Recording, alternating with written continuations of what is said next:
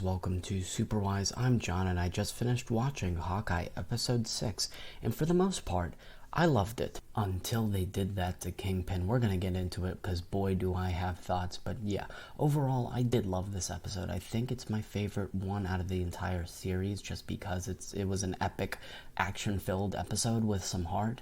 I really did love the relationship and friendship between Clint and Kate. They have a great partnership, very likable characters, and Kate finally revealed what Clint means to her, how Clint is not a superhuman, he's just a guy, but he's still a hero, and that was a great scene. I love seeing them create trick arrows together. Their new suits are really dope, and every action scene in this episode was just so cool, the hand-to-hand. I love to see it. Grills and the other LARPers are just homies. I love that. I love how they're just helping out their fellow Avengers. And Jack, I thought from the very beginning he was a red herring, literally had the twirling mustache.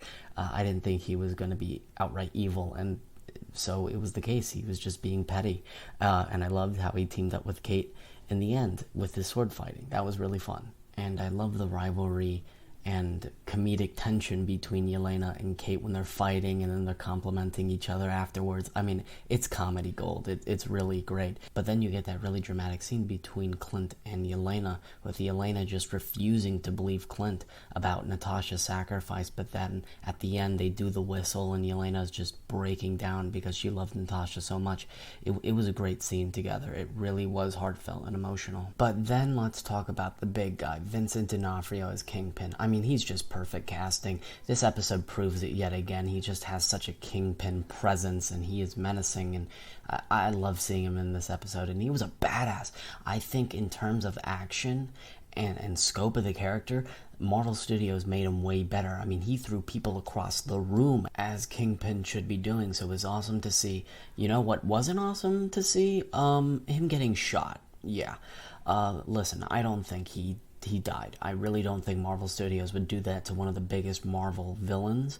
If they did do it, they're stupid as hell, but the camera cut away, and I think he's alive, and we got an Echo show coming up, so him being a part of that should be happening. So I don't think he's dead, but man, if they did kill him off, oh my god, I'm gonna be pissed. But I think he's alive, honestly, because I want to see those classic comic book crossovers. I want to see him with Daredevil again. I want to see him with Tom Holland's Spider-Man. I want to see him with other MCU characters, so we'll see, because Vincent D'Onofrio is great casting. We'll see. We didn't get any answers to if the Netflix Marvelverse is canon. Guess we're gonna have to continue to wait for those answers, but we got Kingpin here, we got Charlie Cox's Daredevil and No Way Home. Great day for Marvel fans. It's gonna be a terrible day if they actually killed off Kingpin, but I don't think they're stupid enough to do that, so. Stuff like this has happened in the comics, so I'm not gonna get heated too much. I think he's alive. I think he's alive. We'll see about that. But the ending, Clint finally got to be home with his family. That was great to see. The family met Kate Bishop, and we got that reveal that Agents of S.H.I.E.L.D. is not canon, guys. It is not. We can finally throw that trash away, because Clint's wife is Mockingbird, like in the comics, which was great to see. She's a S.H.I.E.L.D. agent, and that means that we can get a new Ghost Rider. Keanu Reeves. Yes, we need that casting. So that was a great reveal, and that was the show. I really enjoyed it. I really loved it. Again, I don't think Kingpin is dead. I think that this is my favorite Disney Plus MCU series. I just love how ground level it was, very character driven. I really loved it.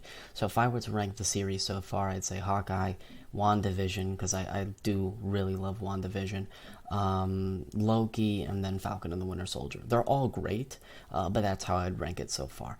And I can't wait to see the future of Kate Bishop. Can't wait to see the future of Kingpin and Daredevil and the Netflix Marvelverse. And I think this show was great. It was a great show.